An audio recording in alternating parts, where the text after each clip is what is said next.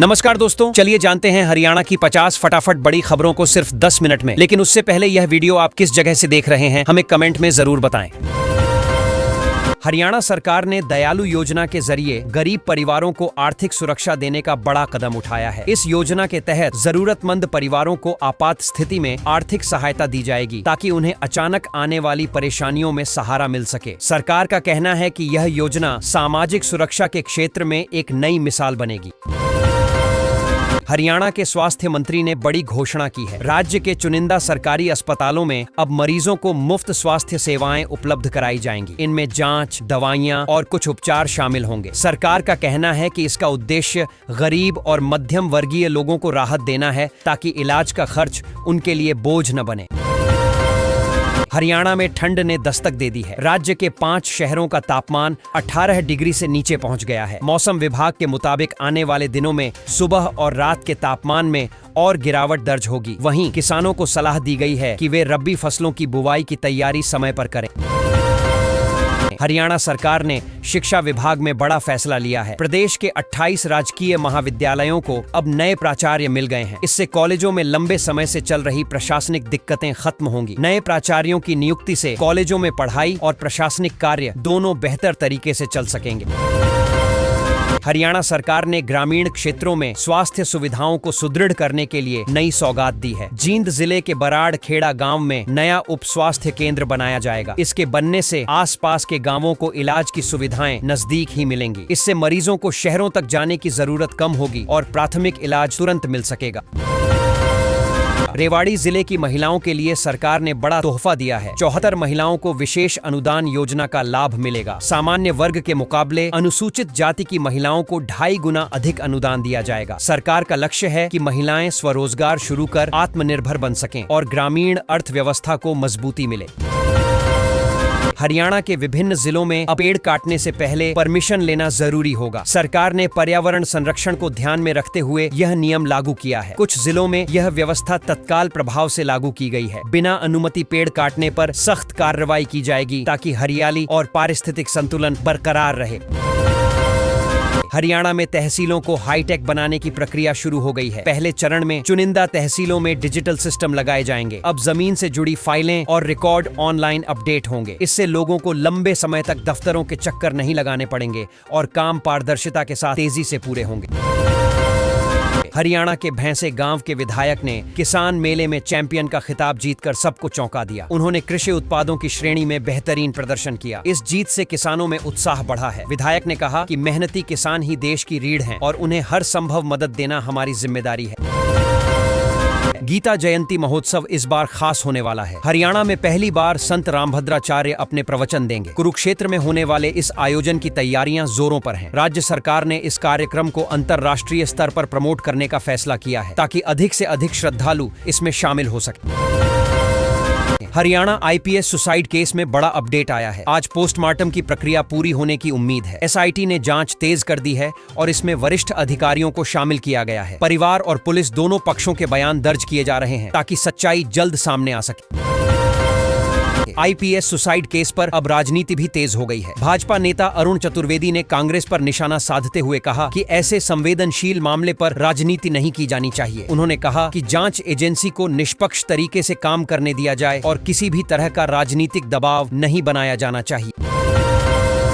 हरियाणा के डीजीपी को high court ने अवमानना नोटिस जारी किया है। कोर्ट ने कहा है कि पहले दिए गए आदेश का पालन क्यों नहीं किया गया। मामले में अगली सुनवाई की तारीख तय कर दी गई है। अगर जवाब संतोषजनक नहीं मिला तो सख्त कार्रवाई हो सकती है। यह मामला पुलिस प्रशासन की कार्यप्रणाली पर सवाल खड़ा करता है। हरियाणा के कई अस्थायी स्कूलों को लेकर शिक्षा विभाग ने अहम फैसला लिया है। 1032 अस्थायी स्कूलों को एक्सटेंशन जारी करने के निर्देश दिए गए हैं। इससे छात्रों की पढ़ाई प्रभावित नहीं होगी और शिक्षकों को भी राहत मिलेगी। सरकार ने कहा कि स्कूलों की मान्यता प्रक्रिया जल्द पूरी की जाएगी। स्कूलों में अब स्टाफ के आवागमन पर सख्त निगरानी रखी जाएगी। हर कर्मचारी को आने जाने की एंट्री मूवमेंट रजिस्टर में दर्ज करनी होगी। शिक्षा विभाग का मानना है कि इससे समय की पाबंदी और अनुशासन दोनों बेहतर होंगे। नियम तोड़ने वालों पर कार्रवाई की जाएगी ताकि स्कूलों में व्यवस्था मजबूत रहे। गुरुग्राम में ट्रैफिक चालान भरने के लिए देश का पहला QR कोड आधारित कियोस्क शुरू किया गया है। अब लोग लाइन में लगने के बजाय आसानी से QR स्कैन कर चालान जमा कर सकेंगे। इस नई व्यवस्था से समय बचेगा और ट्रैफिक विभाग की कार्यप्रणाली भी डिजिटली बेहतर होगी। गुरुग्राम नगर निगम ने बड़ी कार्रवाई की है। एम्बियंस आइलैंड की 3 प्रॉपर्टीज को सील कर दिया गया है। इन पर नीलामी की तलवार भी लटक रही है। निगम ने यह कदम टैक्स बकाया और निर्माण नियमों के उल्लंघन के चलते उठाया है। इससे शहर में अवैध निर्माणों पर सख्त संदेश गया है। हरियाणा में साइबर ठगों पर पुलिस ने बड़ी कार्रवाई की है। नूंह जिले से 4 साइबर अपराधियों को गिरफ्तार किया गया है, जिन्होंने फर्जी विज्ञापनों के जरिए 8 लाख रुपए ठगे थे। पुलिस अब इनके नेटवर्क का पता लगाने में जुटी है ताकि अन्य पीड़ितों को भी न्याय मिल सके। हरियाणा के अधिकारी इन दिनों डिप्टी चेयरमैन की नाराजगी झेल रहे हैं। उन्होंने मीटिंग में हाजिर न रहने वाले अफसरों से कड़ी नाराजगी जताई और पूछा कि उन्हें समय पर आने में इतनी दिक्कत क्यों होती है। उन्होंने साफ कहा कि सरकारी काम में लापरवाही अब बर्दाश्त नहीं की जाएगी। हरियाणा के नागरिकों के लिए अच्छी खबर है। करवा चौथ के दिन गुरुग्राम, फरीदाबाद समेत प्रमुख शहरों में चांद कब निकलेगा, इसकी जानकारी जारी कर दी गई है। मौसम विभाग ने बताया है कि इस बार साफ आसमान में महिलाएं आसानी से चांद का दीदार कर सकेंगी। सभी शहरों के समय अलग अलग निर्धारित किए गए हैं। मारुति सुजुकी ने युवाओं के लिए रोजगार का सुनहरा मौका दिया है। कंपनी में 500 से अधिक पदों के लिए आवेदन मांगे गए हैं। इच्छुक उम्मीदवार ऑनलाइन अप्लाई कर सकते हैं। यह मौका खासकर उन लोगों के लिए है जो तकनीकी क्षेत्र में करियर बनाना चाहते हैं। चयनित उम्मीदवारों को प्रशिक्षण भी दिया जाएगा। हरियाणा में खाकी पर दाग वाले कई मामले सामने आ चुके हैं। कुछ पुलिसकर्मी रिश्वत, साजिश या अनुचित गतिविधियों में पकड़े गए हैं। सरकार ने सख्त रवैया अपनाते हुए कहा है कि भ्रष्टाचार बर्दाश्त नहीं किया जाएगा और दोषियों के खिलाफ कार्रवाई जारी रहेगी। हरियाणा में प्रधानमंत्री नरेंद्र मोदी 17 अक्टूबर को सोनीपत आएंगे। वे यहां कई विकास परियोजनाओं का लोकार्पण और शिलान्यास करेंगे। इसमें सड़कों, शिक्षा और स्वास्थ्य से जुड़ी योजनाएं शामिल हैं। कार्यक्रम को लेकर प्रशासन ने सुरक्षा और तैयारियों की समीक्षा शुरू कर दी है। मुंगेर में विधानसभा चुनाव 2025 के लिए नामांकन प्रक्रिया शुरू हो गई है। चुनाव आयोग ने तैयारियां तेज कर दी हैं। प्रत्याशियों को तय समय सीमा में नामांकन जमा करना होगा। सुरक्षा व्यवस्था कड़ी कर दी गई है ताकि मतदान शांतिपूर्ण माहौल में कराया जा सके। हरियाणा सरकार ने स्कूलों में शिक्षकों के लिए नया नियम लागू किया है। अब सरकारी टीचर मनमर्जी से फेनरलो या छुट्टी नहीं मार सकेंगे। सभी को मूवमेंट रजिस्टर में सही एंट्री करनी होगी। यह कदम शिक्षकों की स्कूल में उपस्थिति और जवाबदेही बढ़ाने के लिए उठाया गया। हरियाणा में मौसम बदलने वाला है। मौसम विभाग के अनुसार आने वाले दिनों में रात के तापमान में गिरावट दर्ज की जाएगी। दिन में हल्की धूप रहेगी, लेकिन सुबह और शाम ठंडी हवाएं चलेंगी। लोगों को रात में गर्म कपड़े निकालने की सलाह दी गई। मुख्यमंत्री नीतीश कुमार ने अचानक एक बड़ी बैठक बुलाई है। इस बैठक को लेकर विधायकों में हलचल मच गई है। चर्चा है कि सरकार के अंदर कुछ मुद्दों पर असहमति चल रही है। कई नेता इस बैठक के एजेंडे को लेकर अटकलें लगा रहे हैं। हरियाणा के नवोदय स्कूलों में 9वीं और 11वीं कक्षा में एडमिशन की आखिरी तारीख बढ़ा दी गई है। अब छात्र और अभिभावक नई तारीख तक आवेदन कर सकते हैं। इससे उन बच्चों को भी मौका मिलेगा जिन्होंने पहले आवेदन नहीं किया था। हरियाणा पावर यूटिलिटीज विभाग ने 2025 के लिए सहायक अभियंता की भर्ती निकाली है। योग्य अभ्यर्थी ऑनलाइन आवेदन कर सकते हैं। भर्ती प्रक्रिया में पारदर्शिता सुनिश्चित करने का दावा किया गया है। यह युवाओं के लिए बेहतरीन अवसर माना जा रहा है। हरियाणा लोक सेवा आयोग HPSC ने असिस्टेंट प्रोफेसर भर्ती के नतीजे घोषित कर दिए हैं। लंबे समय से इंतजार कर रहे अभ्यर्थियों में खुशी की लहर है। वेबसाइट पर जाकर अपना परिणाम देखा जा सकता है। IPS अधिकारी सुसाइड केस में नया मोड़ आया है। अधिकारी की पत्नी ने हरियाणा के DGP और SP पर गंभीर आरोप लगाते हुए शिकायत दर्ज कराई है। उनका कहना है कि दोनों ने उनके पति को आत्महत्या के लिए उकसाया। हरियाणा में करोड़पतियों की संख्या में जबरदस्त इजाफा हुआ है। पिछले 4 सालों में 91% तक बढ़ोतरी दर्ज की गई है। अब हरियाणा देश का दूसरा सबसे अमीर राज्य बन गया है। सरकार इसे विकास और निवेश का नतीजा बता रही है। जापान की कुबोटा कंपनी ने हरियाणा में 2000 करोड़ रुपए का निवेश करने का फैसला लिया है। यह निवेश कृषि मशीनरी निर्माण के लिए होगा। इससे हजारों युवाओं को रोजगार मिलने की संभावना है। हरियाणा के एक गांव में बड़ी धोखाधड़ी का मामला सामने आया है। DAP के कट्टों में पोटाश भरकर किसानों को बेचा जा रहा था। पुलिस ने मौके से 420 कट्टे जब्त किए हैं और कई लोगों को हिरासत में लिया है। हरियाणा के एसएससी किसानों के लिए नई बागवानी विकास योजना शुरू की गई है। इस योजना के तहत अनुसूचित जाति के किसानों को बागवानी में प्रोत्साहन राशि और तकनीकी मदद दी जाएगी। सरकार चाहती है कि किसान फलों और सब्जियों की खेती कर अपनी आमदनी बढ़ाएं। आवेदन प्रक्रिया जल्द शुरू होगी।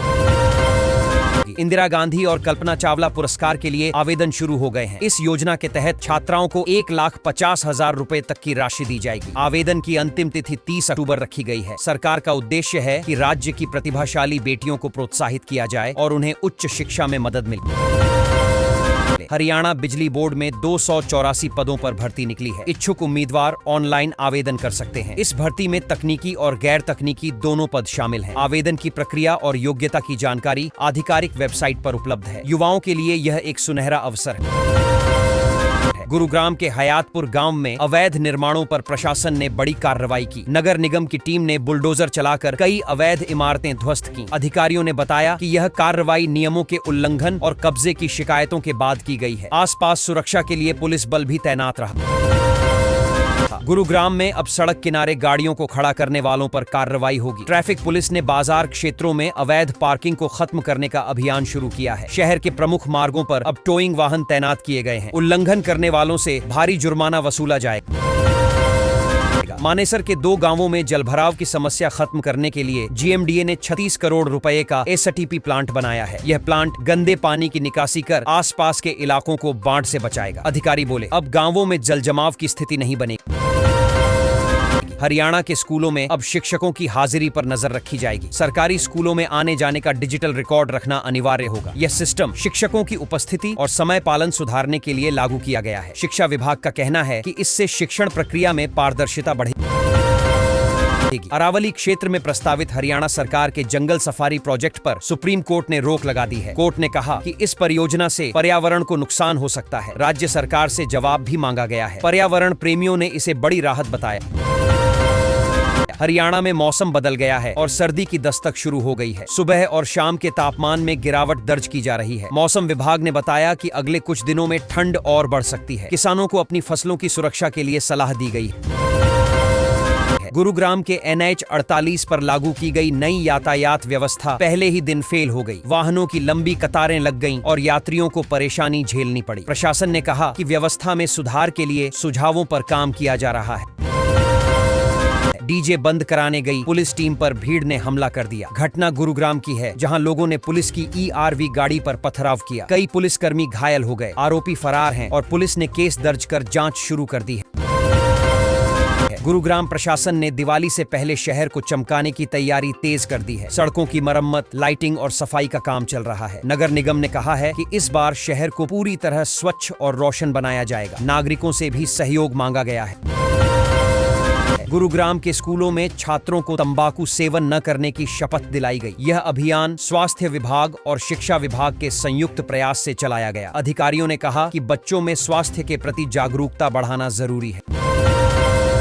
हरियाणा में पराली जलाने की घटनाओं में 95% की कमी दर्ज की गई है। पर्यावरण विभाग ने बताया कि किसानों को वैकल्पिक उपायों के लिए प्रेरित किया गया है। मशीनों और सब्सिडी की मदद से यह सुधार संभव हुआ है। केंद्र सरकार ने भी हरियाणा की सराहना की। 4 लाख बच्चों को पोलियो ड्रॉप्स पिलाने के लिए 12 अक्टूबर से अभियान शुरू होगा। इसके लिए 1673 बूथ बनाए गए हैं। स्वास्थ्य विभाग ने सभी तैयारियां पूरी कर ली हैं। अधिकारियों ने अपील की है कि माता पिता अपने बच्चों को पोलियो ड्रॉप्स जरूर पिलाएं। हरियाणा सरकार ने दयालु योजना के जरिए गरीब परिवारों को आर्थिक सुरक्षा देने का बड़ा कदम उठाया है। इस योजना के तहत जरूरतमंद परिवारों को आपात स्थिति में आर्थिक सहायता दी जाएगी, ताकि उन्हें अचानक आने वाली परेशानियों में सहारा मिल सके। सरकार का कहना है कि यह योजना सामाजिक सुरक्षा के क्षेत्र में एक नई मिसाल बनेगी। हरियाणा के स्वास्थ्य मंत्री ने बड़ी घोषणा की है। राज्य के चुनिंदा सरकारी अस्पतालों में अब मरीजों को मुफ्त स्वास्थ्य सेवाएं उपलब्ध कराई जाएंगी। इनमें जांच, दवाइयां और कुछ उपचार शामिल होंगे। सरकार का कहना है कि इसका उद्देश्य गरीब और मध्यम वर्गीय लोगों को राहत देना है, ताकि इलाज का खर्च उनके लिए बोझ न बने। हरियाणा में ठंड ने दस्तक दे दी है। राज्य के 5 शहरों का तापमान 18 डिग्री से नीचे पहुंच गया है। मौसम विभाग के मुताबिक आने वाले दिनों में सुबह और रात के तापमान में और गिरावट दर्ज होगी। वहीं किसानों को सलाह दी गई है कि वे रबी फसलों की बुवाई की तैयारी समय पर करें। हरियाणा सरकार ने शिक्षा विभाग में बड़ा फैसला लिया है। प्रदेश के 28 राजकीय महाविद्यालयों को अब नए प्राचार्य मिल गए हैं। इससे कॉलेजों में लंबे समय से चल रही प्रशासनिक दिक्कतें खत्म होंगी। नए प्राचार्यों की नियुक्ति से कॉलेजों में पढ़ाई और प्रशासनिक कार्य दोनों बेहतर तरीके से चल सकेंगे। हरियाणा सरकार ने ग्रामीण क्षेत्रों में स्वास्थ्य सुविधाओं को सुदृढ़ करने के लिए नई सौगात दी है। जींद जिले के बराड़ खेड़ा गांव में नया उप स्वास्थ्य केंद्र बनाया जाएगा। इसके बनने से आसपास के गांवों को इलाज की सुविधाएं नजदीक ही मिलेंगी।